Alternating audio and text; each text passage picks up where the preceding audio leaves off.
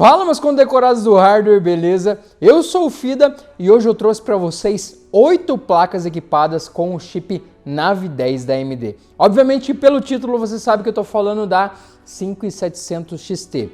Nós recebemos tantos modelos dessa placa, mas tantos modelos, que se eu fosse fazer um vídeo para cada um deles, nós teríamos conteúdo dela até 2020. Então eu preferi trazer um compiladão para vocês e trazer já todas as placas. Quer saber qual que é a melhor? Então, claro, assiste esse vídeo até o final, deixa o seu like aí embaixo, se inscreve no canal para acompanhar os nossos próximos vídeos e bora pro vídeo.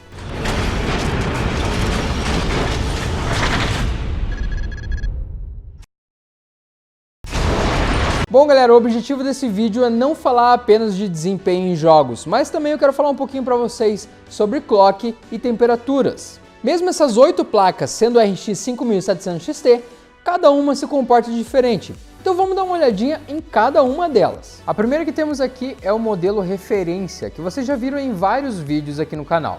Particularmente eu acho ela bem bonita. A carenagem da placa é sólida, a sua cor cinza chumbo dá um destaque bem chamativo nos detalhes em vermelho e no Radeon na lateral, que acende também em vermelho. E o backplate é preto, com vincos e alguns detalhes. A segunda placa que temos aqui também não é uma novidade para vocês. Essa é a FIC2 da XFX, um modelo bem parrudo que com carenagem e estrutura sólida em um cinza bem escuro, quase preto.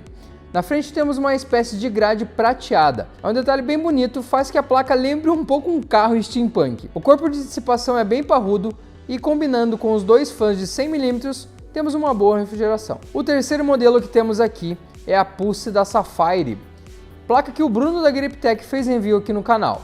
Se você ainda não viu, dá uma olhada no card aqui em cima. A Sapphire já é conhecida por fazer placas com uma construção muito boa, e com esse modelo não poderia ser diferente. A carenagem, fãs, dissipador, backplate e até mesmo a pintura da placa, você percebe que não é um produto qualquer. Essa placa conta com duas BIOS, uma Silent que diminui a curva dos fãs e os desliga quando não sente necessidade, e uma OC que procura sempre manter o clock mais alto possível, mas não é nada comparado a um overclock manual, por exemplo. A partir daqui são todas placas que ainda não trouxemos no canal. Essa é a primeira placa de vídeo da ASRock que eu uso e sinceramente eu gostei bastante do modelo. A Challenge D tem uma carenagem sólida preta com os detalhes em amarelo e prata. O backplate é feito em metal, que garante uma boa estrutura para a placa. O corpo de dissipação é grande e os dois fãs garantem uma boa refrigeração. Uma coisa que faz toda a diferença na refrigeração dessa placa são os 4 heat pipes de 8mm de diâmetro, mais grossos que a grande maioria dos modelos que usam heat pipes de 6mm de diâmetro. A MSI lançou vários modelos da 5700 XT, entre esses temos o Mac, que é um dos mais baratos da marca, mas isso não faz com que a qualidade seja inferior.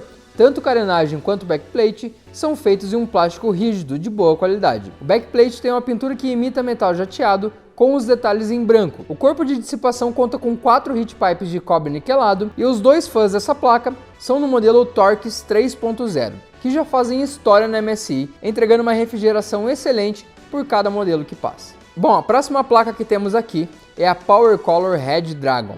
Essa tem um visual mais minimalista. O que chama atenção nela é a borda dos fãs que possui uma pintura prateada. De resto temos uma placa bem sóbria, preta com detalhes e logo em preto envernizado, vermelho ou branco. O backplate é em metal e tem 1.5mm de espessura. Algo que ajuda na dissipação de calor são os seus 5 heat pipes de cobre niquelado. Essa placa conta com dual BIOS, uma Silent e outra OC. O próximo modelo é um dos que a galera mais pediu para vendermos. Todo dia tinha alguém nas mensagens do Facebook, Instagram, comentário dos vídeos, nas lives, por fax, em todo lugar as pessoas mandavam: Terabyte, quando chega a 5700 XT Evoque? E tá aqui. Agora compra essa placa, pelo amor de Deus. Eu não aguento mais vocês perguntando disso todo dia. Bom, e quando ela chegou eu entendi o porquê do hype de vocês. Realmente a placa é muito bonita e bem diferente dos outros modelos, não só de 5700 XT, mas também de qualquer outra placa de vídeo que eu já vi. A carenagem e backplate possuem pintura dourada, que é o charme desse modelo. Fora isso, ainda temos essa estrutura em linhas que dão um tom meio arquitetônico para a Evoque. Na lateral e no backplate, temos a logo da MSI em cinza e os dois Torx fãs pretos complementam o visual da placa. E um detalhe, esse é o único modelo que possui tanto carenagem quanto backplate em metal nesse vídeo. Bom, e para finalizar a apresentação das placas, não poderia faltar a Power Color Red Devil, que também foi muito solicitada por vocês. E sinceramente eu estava bem curioso para testar esse monstro. Bom, esse é o único modelo Triple Fan que temos na bancada hoje. Cada um desses fãs tem 90mm e o dissipador dessa placa é muito parrudo. Fora isso, ela ainda conta com 5 heat pipes de cobre niquelado, que vão auxiliar demais na troca de calor. A sua carenagem é mista. As partes pretas são metal e as cinzas plástico rígido. O backplate é todo em metal com uma pintura fosca e os detalhes envernizados. No backplate na lateral da placa temos a logo da Red Devil que acende em RGB. Todo esse conjunto entrega um visual muito bruto para a placa, que impressiona qualquer um que a vê. Ela conta com Dual BIOS, Silent e OC. Bom galera, eu já falei demais sobre essas placas, então vamos para os testes. Mas claro, não pula o vídeo que eu vou dando minhas considerações e obviamente que deixa o seu like aí embaixo, porque testar essas 8 placas não foi nada fácil. Bom galera, eu não vou comentar placa a placa, pois o vídeo ficaria extremamente longo e vocês não iriam aguentar me assistir até o final. Então vamos aos resultados mais importantes. E vamos começar pelos softwares de benchmark. No TimeSpy temos a Red Devil em primeiro lugar com 8.722 pontos. As outras placas ficam um pouco atrás dessas duas. O único resultado que se distancia mais é o da FIC2, que fez 8.296 pontos, 426 pontos abaixo do primeiro lugar. Isso dá algo em torno de 5%. Em Superposition 4K Optimized, as posições não se alteram muito. O destaque maior fica para a Red Devil, que fica 163 pontos à frente da Pussy, e no final da lista temos a FIC2, com 8% de desvantagem em relação ao primeiro colocado. Em Fire Strike, a placa da Safari toma a frente por pouca diferença da Red Devil. A Red Dragon fica entre os 3 primeiros colocados pela primeira vez, e do quarto para a 7ª posição, não temos mudanças expressivas. No fim da lista está a FIC2, 5% abaixo do primeiro colocado. Em Fire Strike Ultra, a Red Devil toma a primeira posição novamente, e do segundo lugar até o 7º, não temos nada discrepante. Em 8º lugar temos a FIC2 com 6% de desvantagem em relação à Red Devil. Bom galera, vamos aos testes em jogos. Lembrando que em todos eles nós rodamos com a resolução Quad HD e com os gráficos no máximo que o jogo oferece. Começando por Assassin's Creed Odyssey, todos os modelos ficam praticamente empatados. As únicas placas que não ficaram com 66 FPS na média foram a FIC2 e a Challenger. Mas mesmo assim, não temos nenhum resultado com uma diferença significativa acima de 3%. Então facilmente consideramos um empate técnico. Em Battlefield 5 temos mais um empate técnico, com as médias que variam de 95 a 97 FPS. Nenhum apresentou algo com mais de 2% de diferença. Em The Division 2 temos médias de 66 a 70 FPS. Nenhuma diferença discrepante.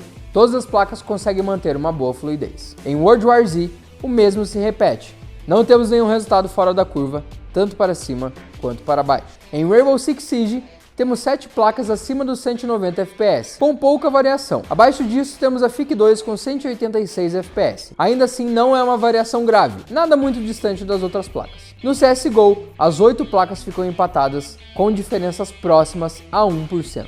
Em Gear 5, as médias vão de 75 a 78 FPS, uma variação muito baixa, mais um empate. Para fechar os testes, obviamente que não poderia faltar GTA V, e claro que não há grande diferença entre as placas. A Red Devil, que tem a maior média, ficou com 144 FPS, e a FIC2 com a menor média ficou com 138 FPS. Na média geral temos a Red Devil e a placa da Safari com 136 FPS. Em seguida a Evoque e a referência com 135 FPS. Depois delas temos a Red Dragon, a Challenger e a Mac com 134 FPS. E no fim da lista, a FIC2 com 132 frames na média. Se compararmos a FIC2 com a Red Devil, que ficou com maior média, a diferença é de apenas 3%, ou seja, é um empate. Bom galera, agora vamos dar uma olhada no clock dessas placas. A que atingiu a maior frequência foi a Red Dragon com 2.139 MHz. Em segundo temos a Evoque com 2.127 MHz.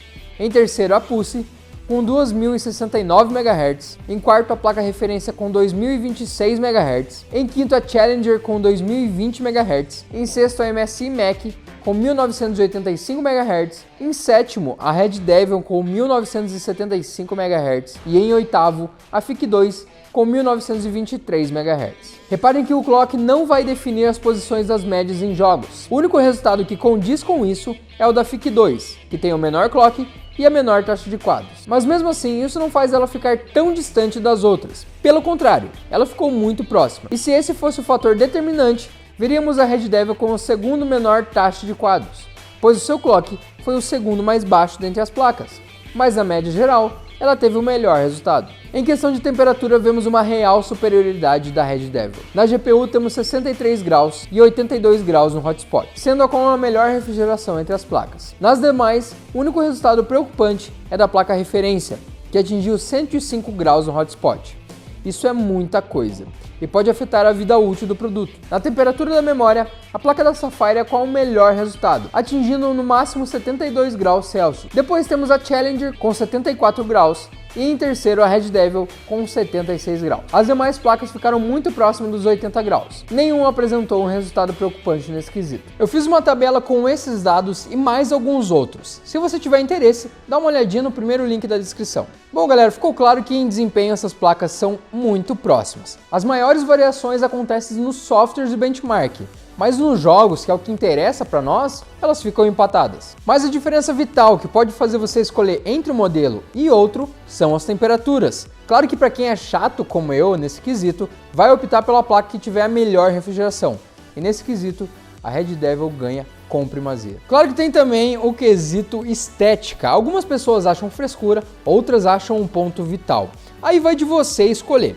Particularmente, eu acho a Red Devil e a Evoque lindas demais. Eu imagino para essa placa aqui uma build toda iluminada, cheia de RGB, e para essa aqui uma build mais simples, toda branca com essa placa dourada, ficaria top. Bom, e você? Qual dessas placas escolheria para ter no seu PC? Comenta aí embaixo. Não esquece de deixar o seu like, se inscrever no canal se você ainda não é inscrito, nos seguir em todas as redes sociais, entrar no Terabyte Club.